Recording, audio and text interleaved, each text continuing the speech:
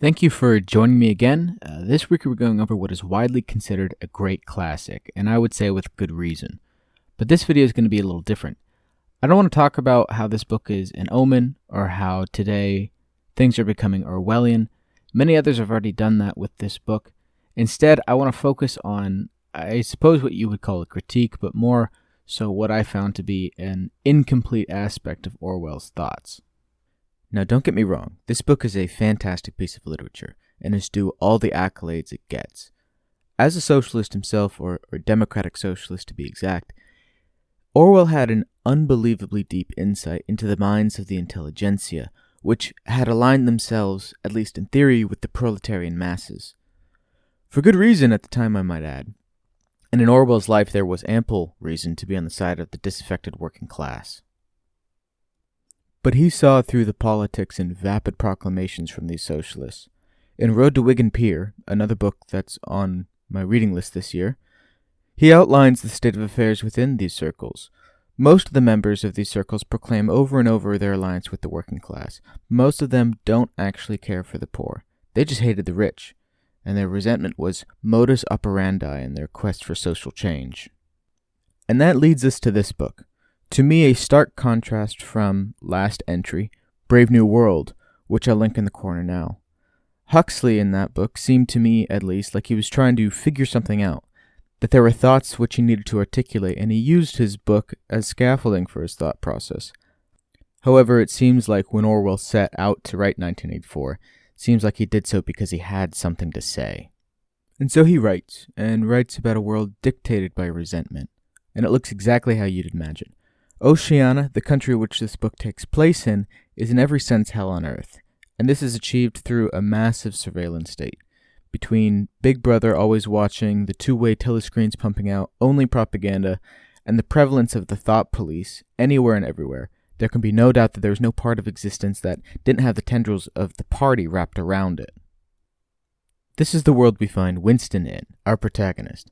And he's no one special. He's an outer party man with little privilege and no exceptional aspect to him, except one, that he can think, and think for himself. Ironically, this offers nothing except a heightened consciousness in which to more fully perceive the oppression he's subjugated under. This idea of consciousness, and the struggle to become more or less conscious in our action, is always part of these narratives for these dystopian novels. 3 books come to mind in this genre: The Giver, Brave New World, and this book. And there's always a state which we find our protagonist in that is akin to being, you could say, blind or unconscious to the state of reality. And this is always a consequence of the imposement of mind-numbing activities. In 1984's case, that activity takes the form of the 2-Minute Hate and Hate Week.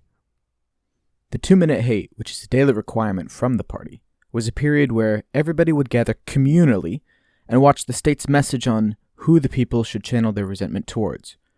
The state figures that one way of quelling the masses and dumbing down a population is just to make them livid toward a well-established enemy of the party, while juxtaposing the party against them as a benevolent, nurturing entity. This did wonders for 99% of the participants. It gave them a direction in the seemingly directionless life, but Winston did not feel all the same effect. He played along as fervently as he could, making sure to really hate the characters on the screen as much as he could, but in the interim caught a glimpse from another man, O'Brien, and in a split second looks at him as if he's a real person looking back. A real, thinking, independent person. But only for a moment. A moment for him that's wrapped up with a lot of possibility that there could be someone else that's equally unhappy, equally conscious of the oppression of their existence, and therefore justify his own thoughts. This single second inspired several thought crimes that drove him to get a journal and write what was on his mind, away from the party. Even though he strongly wanted to pursue his own thoughts, he really had no idea of what to say, writing nothing significant in the pages of his journal after the first few days. After a little time, though, he pushed more and more to write more heretical thoughts down and form his own consciousness away from the party.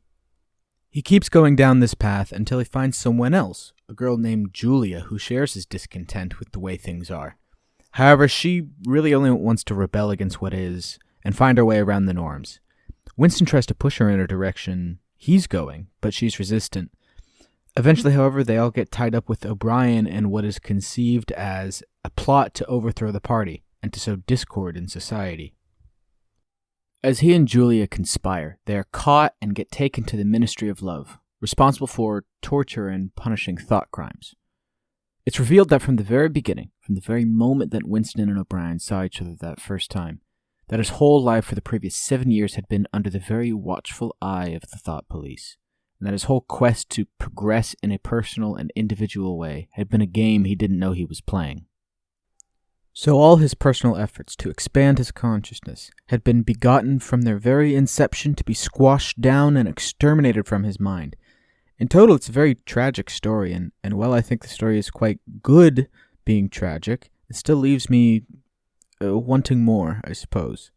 And the question that I set out to answer with this literary project was not answered in this book. That question being, is this idea of becoming more conscious rather than less a proper antidote for suffering? This telling that Orwell writes gives a very daunting look at the potential future should we not be careful. But in the same way Aldous Huxley warns of numbing our consciousness with drugs and sex, Orwell warns of the numbing through exaggerated hate and resentment. I've seen many people from all kinds of backgrounds succumb to these feelings, and in big ways and small ones. It's not something on the surface that you think people would want to gravitate towards, but I've seen it in myself and many others. Now, this is where my problem with the book comes in, because I don't think Orwell had any real answers when it comes to the question of should you work towards expanding your consciousness as an antidote to an oppressive state. It's certainly the first idea that I had, and probably the first idea that Orwell had as well, but this story ends in a tragedy, and in the final analysis, everything that Winston had done was for naught. Orwell seemed to have thought, at least from this piece of literature, that the hateful and resentful spirit would eventually overtake the causes we consider good. However, I think that even though Orwell didn't have any real answers to my core question, that perhaps other books on my list this year will have some for me. Anyway, guys, I wanted to thank you again for joining me, and like always, I'll be linking my illustrator's Instagram and the book down below for anyone that's interested in that kind of stuff. And like always, take care, guys. Have a good one.